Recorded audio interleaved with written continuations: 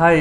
होगी आपकी नर्सिंग या कर रहे हो अभी? कौन सा साल चल रहा है? पहला, दूसरा, तीसरा या चौथा? क्या आ रहा है दिमाग में कि अच्छा करा नर्सिंग करके या बुरा, या बहुत ही गलत फैसला लग रहा है? ऐसा होता है ना, बहुत सारे दोस्त, बहुत सारे अपने कुलीग, आपके सीनियर आपको कई बार बोलते हैं, आप जब उनसे पूछते हो कि कहाँ पे जॉब कर रहे हो, वो आपको बोलते हैं कि यार यहीं पे पास में ही 5,000 की 6,000 की जॉब कर रहे हो। तो बहुत सारे ख्याल आपके दिमाग में आते होंगे कि यार बहुत बड़ी गलती कर, पैर तो आगे कर लिया, अब क्या करें, पीछे भी नहीं हट सकते। तो ये जितने भी सवाल आपके दिमाग में आ रहे हैं ना, सबको बस 10 मिनट के लिए रोक दो।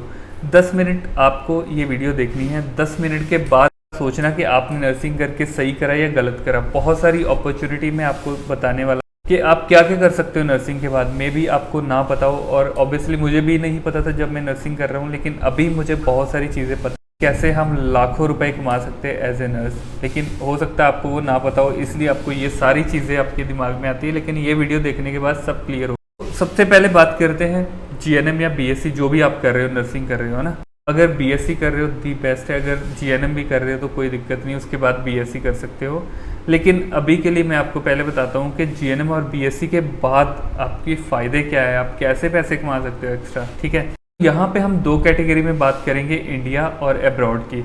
इसमें आपका क्या मन करता है वो आपके ऊपर है। अगर आपका बाहर जाने का मन है तो भी आपके, अगर आपका जहाँ पे रहने का मन है तो भी वो आपके ऊपर है। उसके लिए मैं आपको नहीं बोलूँगा कि आप वहाँ पे जाओ या यहाँ पे रहो, लेकिन मैं जस्ट आपको बताऊँगा कि आप कैसे एक्स्ट्रा पैसे कमा सकते हो, कैसे आप अपने हर सपने पूरे कर सकते हो, कैसे आप साइकिल से, बाइक से सीधा जहाज़ में सफ़र कर सकते हो ना, हर चीज़। तो चलिए शुरू करते हैं पहले इंडिया से।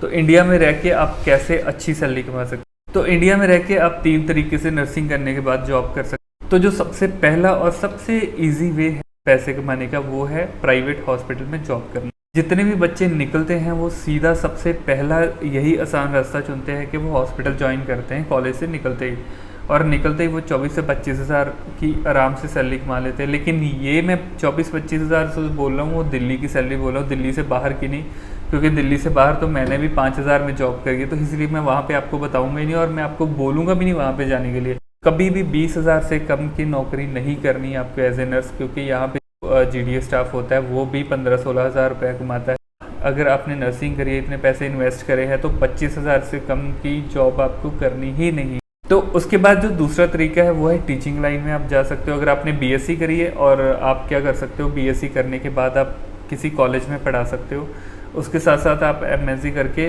आपको टीचिंग लाइन में आगे करियर बना सकते हो। यहाँ पे भी यही है कि किसी अच्छी अगर स्टेट के अंदर या किसी अच्छी सिटी के अंदर आप जाके पढ़ा, तो जितने भी बड़े कॉलेजेस हैं वहाँ पे जाके आप पढ़ा सकते हो, जहाँ पे आप अच्छी सैलरी कमा सको कम से कम। फिर यहाँ पे वही मैं बोलूँगा कि 20 से नीचे आपको जाना ही नहीं। टीचिंग की अगर बात करें तो टीचिंग में आप क्या कर सकते हो, अपनी बीएससी के बाद एमएससी करके भी आप पढ़ा सकते हो। उसके बाद अगर आप कॉलेज में पढ़ाना चाहो कॉलेज में पढ़ा सकते हो। अगर आपको हॉस्पिटल में भी पढ़ाना है तो वहाँ पे भी नर्सिंग एजुकेटर होते हैं, तो वहाँ पे भी आपको और भी अच्छी सैलरी मिलेगी। आपने अगर एमएससी करी है तो आप 30 से ऊपर ही जाओगे, 30 से नीचे आप कभी नहीं लगोगे, क्योंकि 30 से ऊपर ही सैलरी मिलती है एमएससी वाले को, ठीक है। मैं फ्रेशर की बात कर रहा हूँ, एक्सपीरियंस को हम यहाँ पे ऐड ही नहीं कर।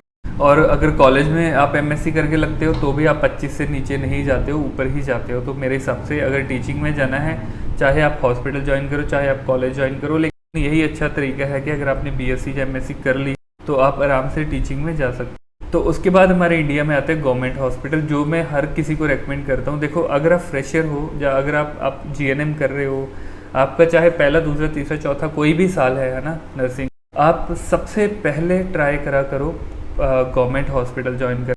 लेकिन हमारी इंडियन की मेंटेलिटी ही ऐसी बन गई है, मैं आपको नहीं बोल रहा हूँ, मैं खुद को भी बोल रहा हूँ, क्योंकि मैंने भी गवर्नमेंट की प्रिपरेशन एक बार भी नहीं कर, मतलब मेरा थोड़ा सा इधर था ही नहीं ना, मेरा मतलब बाहर ही जाने का मन, तो इसलिए मैंने ज़्यादा इस साइड पे गया नहीं। लेकिन आप अगर इंडिया में रहना चाहते हो तो आपके लिए सबसे जो पहली प्रायोरिटी होनी चाहिए वो गवर्नमेंट हॉस्पिटल होना चाहिए। तो गवर्नमेंट में क्या है, अगर आप कॉलेज से निकलते ही तैयारी करनी शुरू कर देते हो ना, तो आप आराम से, क्योंकि एक तो आपका स्टडी बैकग्राउंड होता है, आपने अभी रिसेंट पढ़ के आपने मतलब अभी आपने नर्सिंग कंप्लीट ही जस्ट करी है और उसी टाइम आप पढ़ रहे हो, क्योंकि नर्सिंग में भी आपने पढ़ा है और आगे भी आपने पढ़ ही रहे हो, और बहुत जल्दी आप गेन करते हो। 5-6 मंथ की कोचिंग के बाद ही आप एम्स क्रैक कर सकते हो। तो मेरे हिसाब से सबसे जो फर्स्ट प्रायोरिटी आपको एम्स को देना है, जो सेंट्रल गवर्नमेंट का एग्ज़ाम है उसको क्लियर करना है, चाहे उसके लिए आपको 10-20 हज़ार किसी को दे के आपको कोई कोर्स ज्वाइन करना पड़े, चाहे उसके लिए कितना भी पढ़ना पड़े, लेकिन आप पढ़ो। और फिर जो आपकी सैलरी हो 70-80,000 जो है एम्स की स्टार्टिंग सैलरी है। और प्लस जो अलग से आपको फ़ायदे मिलेंगे वो क्या है, आपको हाउस रेंट मिलेगा। अगर आपका घर है दिल्ली में तो भी आपको पैसे हाउस रेंट मिलेगा। आप उनको बता सकते हो कि भाई मैं यहाँ पे रेंट पे रहता हूँ तो मुझे पैसे चाहिए, जहाँ आपको वो जितनी हॉस्टल की फ़ीस है वो देते हैं, जहाँ आपको हॉस्टल प्रोवाइड करते हैं, आपका खाना आपको मिलता है, आपकी इलेक्ट्रिसिटी का सारा हॉस्टल का उठाते हैं खर्च, उसके बाद आपके सारे मेडिकल एक्सपेंसेस उठाते हैं। तो किसी भी पेशेंट को अगर वहाँ पे अपॉइंटमेंट लेनी है ना, 6 मंथ एम्स में अपॉइंटमेंट नहीं मिलती, लेकिन आप अगर एम्स में काम कर रहे हो तो आपको फर्स्ट प्रायोरिटी पे वो लेंगे। और बहुत सारे मैंने ऐसे दोस्त अपने देखे हैं जिनके मतलब जो एम्स में काम कर रहे हैं और उनके मम्मी पापा का इलाज, किसी ने वहाँ से पेसमेकर डलवाया है, किसी ने वहाँ पे कोई सर्जरी करवाई, किसी ने कुछ करवाया है, तो आपको बहुत ही कम या ना के बराबर पैसे देने पड़ते हैं। तो बहुत अच्छी फैसिलिटीज़ है। आपके रूम के आगे गाड़ी आती है, आप कॉल करो कि मेरी ड्यूटी है और वो गाड़ी आपको लेने के लिए आएगी, चाहे आपको 10 मिनट का रास्ता भी नहीं है वो भी आपको लेके छोड़ के जाएगी। सारी चीज़ें, सारी फैसिलिटीज़ आपको एम्स देता है। मेरे हिसाब से दी बेस्ट है। अगर आपने इंडिया में रहना है तो कभी भी प्राइवेट की तरफ देखना भी नहीं है, आपको हमेशा ही गवर्नमेंट की ही तैयारी करनी है। अगर आप 1 साल तैयारी करते हो और आपका ज्वाइनिंग नहीं होता है 1 साल के अंदर, तो फिर आप प्राइवेट आपकी सेकंड जो है वो प्रायोरिटी बन सकती है, जस्ट सेकंड ऑप्शन बन सकती है। तब आप अपना साथ में प्राइवेट में काम करते रहो और उसके साथ साथ में आप अपनी गवर्नमेंट की तैयारी करते रहो और एग्ज़ाम देते रहो। और इंडिया के अंदर दी बेस्ट है कि आप गवर्नमेंट जॉब ही करो। तो यहाँ पे इंडिया में आपको मैंने सैलरी बता दी। अगर आप प्राइवेट में जाते हो 25,000 है, अगर आप टीचिंग में कॉलेज में जाते हो तो भी आप 20 से 25,000 या 30,000 तक मान सकते हो। उसके बाद अगर आप गवर्नमेंट में जाते हो, स्टेट गवर्नमेंट नॉर्मल किसी में जाते हो, तो वहाँ पे भी 40-50 हज़ार सैलरी है। सेंट्रल गवर्नमेंट में जाते हो 70-80 हज़ार सैलरी है।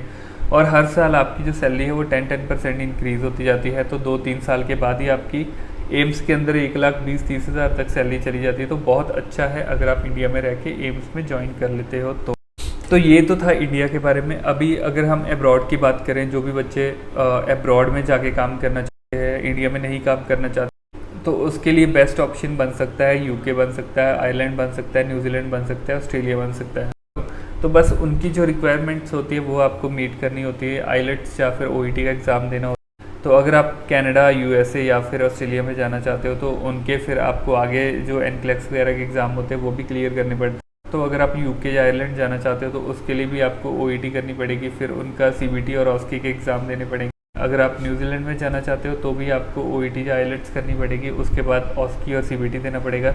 तो मतलब ये सारे उनके भी रिक्वायरमेंट्स होती है जो आपको पूरी करनी होती है। लेकिन वहाँ की सैलरी और यहाँ की सैलरी में ज़मीन आसमान का फ़र्क है। तो ज़मीन आसमान का मैं क्यों बोल रहा हूँ, अगर आप न्यूजीलैंड या ऑस्ट्रेलिया वगैरह चले जाते हो तो आपकी जो स्टार्टिंग सैलरी ही 3-3 लाख तक चली जाती है।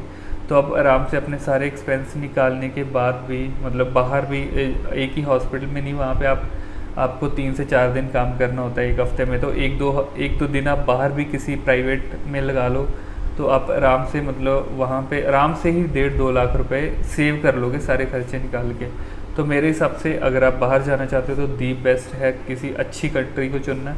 इंडिया में रहना चाहते हो तो सबसे जो फर्स्ट प्रायोरिटी आपकी गवर्नमेंट को ही देनी होती है आपको, और किसी को नहीं देनी। लेकिन हमारे जो स्टूडेंट हैं वो मोस्टली यही करते हैं कि वो प्राइवेट की तरफ ज़्यादा भागते हैं, क्योंकि प्राइवेट में उनको ईजिली जॉब मिल जाती है। तो अगर मैं अपनी बताऊँ तो मैं इसलिए प्राइवेट में आया था क्योंकि मैंने जीएनएम करी, +2 में मैंने मेडिकल रखा था, लेकिन कोई उस टाइम पे हमें बताने वाला ही नहीं था, कोई एजुकेशन देने वाला था ही नहीं कि हम बीएससी भी कर सकते हैं। और बस ऐसे ही उठा के घर वालों ने भी बोला भी नर्सिंग कर ले। मुझे पता भी नहीं था कि मैं बीएससी भी कर सकता हूँ। जीएनएम में डाल दिया, 1 साल के बाद पता चला कि मैं बीएससी भी कर सकता हूँ। लेकिन उस टाइम पे कोई फ़ायदा नहीं था क्योंकि ऑलरेडी 1 साल निकाल लिया। लेकिन मुझे यही था कि मुझे डिग्री करनी ही करनी है किसी भी तरीके। तो जैसे ही मैं जीएनएम कंप्लीट करके निकला, मैंने प्राइवेट को ज्वाइन कर, प्राइवेट जॉब करते ही मैंने साथ साथ में अपनी बीएससी भी ख़त्म कर दी। तो बीएससी कंप्लीट करते ही मैंने अपना जो मेरा फाइनल डेस्टिनेशन था उसकी तरफ मूव हो गया।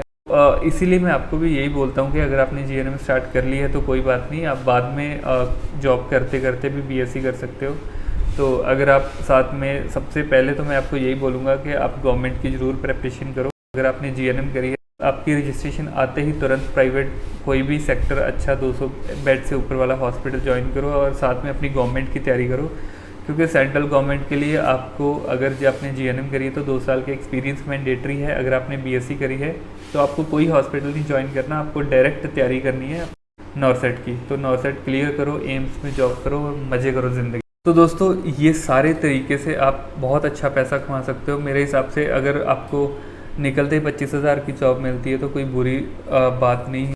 जो भी आपके दोस्त आपको ये सारी चीज़ें बोलते रहते हैं कि आपने जीएनएम करके बहुत बड़ी गलती कर ली, आप कुछ नहीं कर पाओगे ज़िंदगी में, हमने तो अपनी ज़िंदगी ख़राब कर ली, अब आप भी कर रहे हो, तभी से आप इतना डिमोटिवेट हो जाते हो।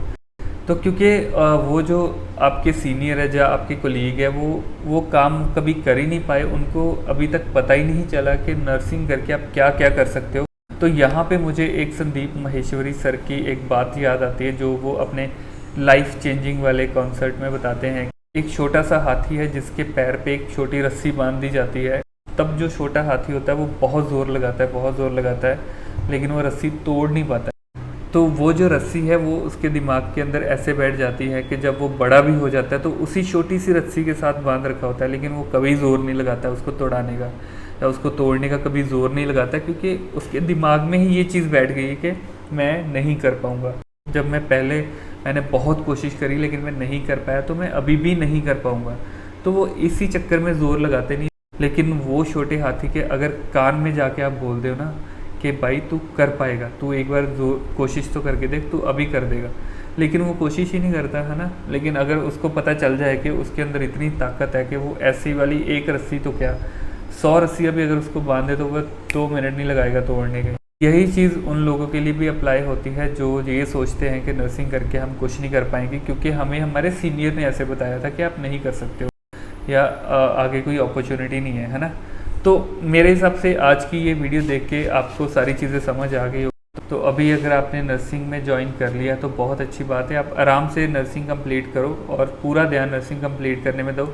किसी की बात सुननी नहीं है आपको। ये वीडियो अगर सेव करना चाहते हो तो वीडियो सेव करके रख लो। जब भी आपको कभी ये लगे कि मैंने नर्सिंग करके गलती कर ली है तो इसको आप ज़रूर देख लेना, क्योंकि मैंने इतनी सारी अपॉर्चुनिटीज़ आपको बता दी। लोग लाखों रुपया कमा रहे हैं नर्सिंग करके, लाखों। जो बंदा बाहर जाके 3-3, 4-4 लाख पर मंथ का कमा रहा है तो वो कभी बोलेगा कि नर्सिंग मैंने गलत करा है या नर्सिंग करके, है ना। तो बहुत सारी अपॉर्चुनिटीज़ है, बस ये है कि हमें पता नहीं होता है। लेकिन आज की वीडियो देखने के बाद मुझे लगता है आपके सारे डाउट क्लियर हो गए होंगे। अपने दोस्तों के साथ ज़रूर शेयर करना, जो भी बंदा नर्सिंग कर रहा है या जिसके भी दिमाग में ये चीज़ है, या अपने सीनियर जो कि ये सोचते हैं कि नर्सिंग बेकार है, कोई फ़ायदा नहीं है। तो दोस्तों आज की वीडियो में बस इतना ही था। अगर कोई भी आपको डाउट है, कुछ भी आपको पूछना है, नीचे कमेंट सेक्शन में कमेंट कर सकते हो। मैं आपका सबका रिप्लाई करने की ज़रूर कोशिश करूँ। तो मेरा रिप्लाई थोड़ा लेट आ सकता है, लेकिन मैं पूरी कोशिश करता हूँ आप सबके रिप्लाई देने में। तो दोस्तों आज की वीडियो में बस इतना ही था। तो हम मिलते हैं नेक्स्ट वीडियो में, तब तक के लिए बाय बाय।